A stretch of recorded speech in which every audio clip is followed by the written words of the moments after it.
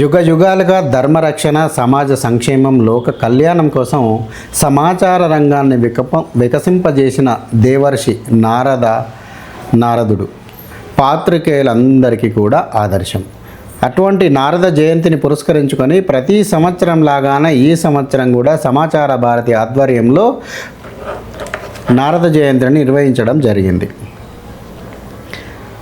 స్థానిక కింగ్ కోటిలోని భాగ్యనగర్లోని స్థానిక king కోటిలోని YMIS యొక్క కార్యాలయంలో ఈ కార్యక్రమాన్ని అత్యంత ఘనంగా నిర్వహించారు.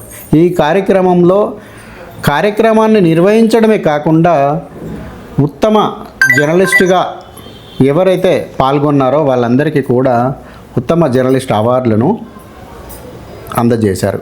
వారిలో కొరిడ మహేష్, గాన్ల సంపత్, భాస్కర్ యోగి గారు, డాక్టర్ కల్వాయి అనిత, శ్రీ కర్ణాటపు రాఘవేంద్ర గారులు ఉన్నారు. ప్రొఫెసర్ జి గోపాల్ రెడ్డి ఆధ్వర్యంలో జరిగిన ఈ యొక్క కార్యక్రమంలో దాదాపు 160 మంది జర్నలిస్టులు, జాతీయవాద జర్నలిస్టు పాల్గొని కార్యక్రమాన్ని అత్యంత దిగ్విజయంగా నిర్వహించారు.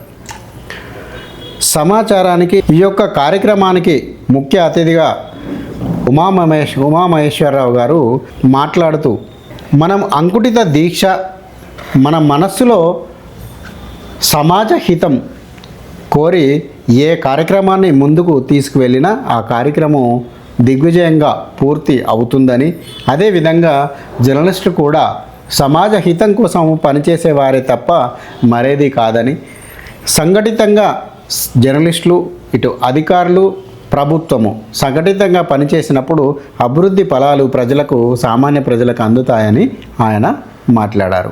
అదేవిధంగా మరో ముఖ్య అతిథి HV సాయి ప్రసాద్ గారు మాట్లాడుతూ, అకౌంటబిలిటీ ఏ విధంగానైతే పనిచేస్తుందో అదేవిధంగా జర్నలిస్ట్ యొక్క జీవితం కూడా ఉంటుందని, ఏదైతే మనం ప్రభుత్వాలు కానీ ప్రజల కోరికలు కానీ మనం నిర్దేశించుకున్న లక్ష్యాలను చేరుకోవడానికి సరైన పద్ధతి సమాచార వ్యవస్థ మాత్రమేనని ఆయన మాట్లాడారు.